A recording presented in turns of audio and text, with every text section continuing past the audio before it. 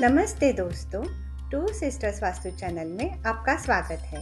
मैं हूँ आपकी दोस्त चारू और आज हम सुनने जा रहे हैं भगवान मल्लिकार्जुन की कथा। जय गणेश। जब भगवान गणेश और कार्तिकेय विवाह को लेकर आपस में बहस करते हुए माता पिता के पास पहुँचे तो शिव और पार्वती दोनों ने मुस्कुराते हुए उनकी बात सुनी। दोनों ही अपने अपने गुणों का बखान कर रहे थे। कार्तिकेय अपनी तेज गति और वीरता का जिक्र कर रहे थे और गणेश अपनी बुद्धि और शांत स्वभाव का। माता पार्वती ने सोचा कि दोनों को एक ऐसा काम दिया जाए जिससे कि यह तय हो सके कि कौन अधिक योग्य है। उन्होंने कहा, जो पहले पूरे पृथ्वी का चक्कर लगाकर वापस आएगा उसी का विवाह पहले किया जाएगा। कार्तिकेय अपने तेज मोर पर सवार होकर तुरंत निकल पड़े। वे पहाड़ों, नदियों, जंगलों और समुद्र के ऊपर से तेजी से उड़ते हुए पृथ्वी का चक्कर लगाने लगे। उधर गणेश जी शांत बैठे सोचने लगे। फिर वे उठे, माता पिता के पास गए और उनके चारों ओर 3 बार परिक्रमा कर ली। शिव और पार्वती ने आश्चर्य से पूछा, गणेश, तुम पृथ्वी का चक्कर लगाने नहीं गए? गणेश मुस्कुराए और बोले, मेरे लिए आप दोनों ही पृथ्वी के समान हैं। आपकी परिक्रमा करना ही मेरे लिए पृथ्वी की परिक्रमा है।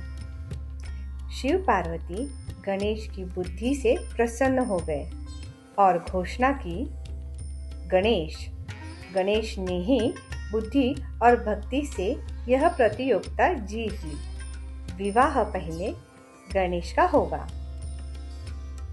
भगवान शिव और पार्वती बहुत ही प्रसन्न हुए और गणेश जी का विवाह कराया।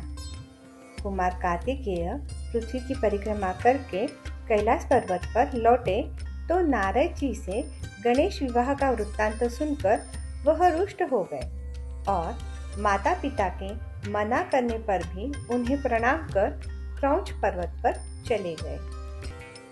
पार्वती के दुखित होने पर तथा समझाने पर भी धैर्य धारण न करने पर शिव जी ने देवर्षि को कुमार कार्तिकेय को समझाने के लिए भेजा, परंतु वे निराश ही लौट आए।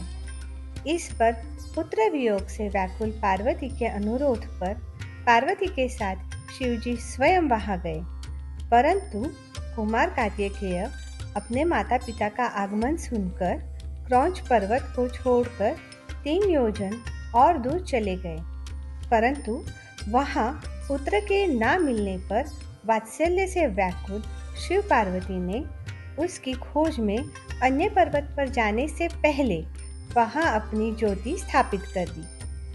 उसी दिन से मल्लिकार्जुन क्षेत्र के नाम से यह ज्योतिर्लिंग मल्लिकार्जुन कहलाया और तभी से वह स्थान मल्लिकार्जुन ज्योतिर्लिंग से प्रसिद्ध हुआ।